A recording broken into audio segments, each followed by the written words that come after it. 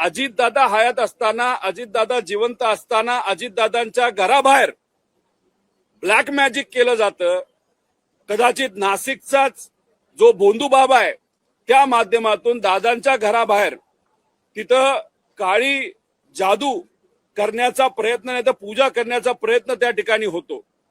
मग ती काळी जादू नाही तर तो जो काय पूजा आहे त्याच्या मागे करण्याचं कारण म्हणजे पक्षावर कंट्रोल यावा, असं काय होतं का?